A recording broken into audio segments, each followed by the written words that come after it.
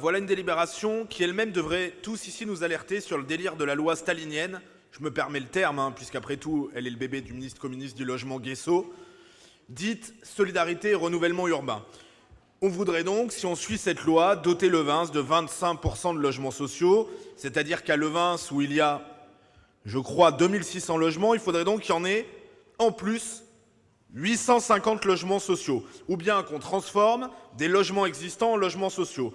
Rien que ça, 850 sur le prêt, peut-être.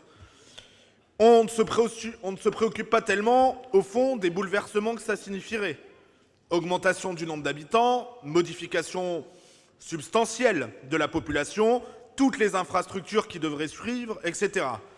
Tout cela, la loi SRU, c'est turiféraire, s'en moque, c'est au maire, mon cher Antoine Véran, de se débrouiller avec. Et un peu aux habitants aussi, bien sûr, qui verraient donc leur cadre de vie évoluer, c'est-à-dire se dégrader. Mais pas grave, on appelle ça la solidarité. Bah oui, c'est vrai, après tout, la loi SRU, la politique de la ville, ça marche tellement bien depuis des décennies, ça serait quand même bête que Levins n'en profite pas un peu. Regardez donc le résultat formidable qu'on a pu observer partout en France cette nuit, chers collègues. Non, ça serait vraiment trop bête que Levins s'échappe aux attaques de commissariat qu'on a subies d'ailleurs chez nous, au Moulin ou à l'Ariane. Parce que, mais mon grand, moi j'ai grandi et pas toi, tu vois, c'est la différence. Parce qu'on peut tous se cacher derrière notre petit doigt. Attendez, monsieur Vardon. L'attitude de monsieur de Coupigny est inqualifiable. Quand la parole est à un orateur, on l'écoute jusqu'au bout et on le respecte. Donc, monsieur de Coupigny, vous faites bien de prendre le chemin de la sortie. Je vous remercie. Monsieur Vardon, vous pouvez reprendre. C'est bête que monsieur de Coupigny ne reste pas là pour m'entendre. Parce que ce qu'il nous a expliqué, c'est exactement ce que disait très récemment, en février dernier, l'adjoint communiste au logement, décidément, de madame Hidalgo, qui disait dans une interview « C'est fini les ghettos de riches ». C'est ce que j'ai entendu, moi, quand monsieur de Coupigny nous parle de ces petites communes, de ces petits villages collinaires qui seraient donc trop tranquilles à ses yeux. C'est fini les ghettos de riches, parce que oui, pour Yann Brossa, pour l'adjoint communiste au logement de madame Hidalgo, à moins de 25% de logements sociaux, on vit dans un ghetto de riches.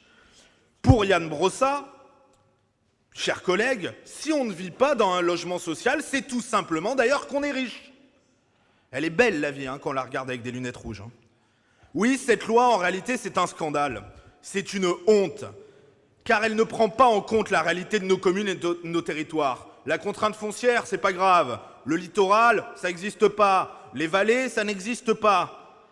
C'est une honte aussi, car le logement social est considéré comme un dû à vie. Qu'à aucun moment, on ne peut remettre en cause la présence dans un logement, même si la composition de la famille évolue, même si les conditions de revenus évoluent.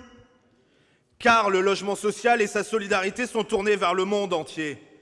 Alors que des Français et des habitants de la métropole, des Niçois, ils sont des milliers en difficulté, attendent des logements. Ah oui, là aussi, je ne sais pas, peut-être restera-t-il un écologiste de gauche pour pousser des cris à nouveau, mais il faut le dire, ce sont les chiffres du ministère de l'Intérieur. 49% des immigrés de nationalité algérienne vivant en France résident en logement social. Le modèle qu'on nous propose avec la loi SRU, c'est celui d'un puits sans fond. Il n'y aura jamais assez de logements sociaux. Alors que doit-on faire? Couvrir notre pays de barres HLM pour accueillir la terre entière? On soulignera d'ailleurs jamais assez, ici, l'immense hypocrisie dans le domaine de la gauche écologiste. Je vous le dis, messieurs les maires, chers collègues, et moi, je parle ici d'autant plus librement que ma famille a pu bénéficier de la solidarité nationale. Et je prendrai donc aucune leçon de solidarité des indignés habituels rose, vert ou rouge. Mais lorsque frappée par les difficultés de la vie, ma mère a bénéficié d'un logement social, elle a toujours considéré que c'était temporaire. Elle a toujours considéré que son devoir, c'était de s'arracher pour reconstruire sa vie et laisser la place ensuite à ceux qui en avaient davantage besoin que nous. Oui, c'est une fierté d'avoir un pays qui sait tendre la main. Oui, c'est une fierté d'avoir un pays qui sait dans la fraternité dire « quand tu trébuches, quand tu chutes, la solidarité nationale ». Et là, pour te tendre la main et t'aider à te relever. Mais ça doit être aussi la fierté de ceux qui en bénéficient, de tout faire pour s'en sortir. C'est ça la solidarité nationale aussi. C'est pas d'attendre dans une situation, d'en profiter, mais c'est de laisser la place à ceux qui viennent après nous. Alors nous soutiendrons bien sûr Antoine Véran et la commune de Levins dans cette demande d'exonération, vous l'avez compris.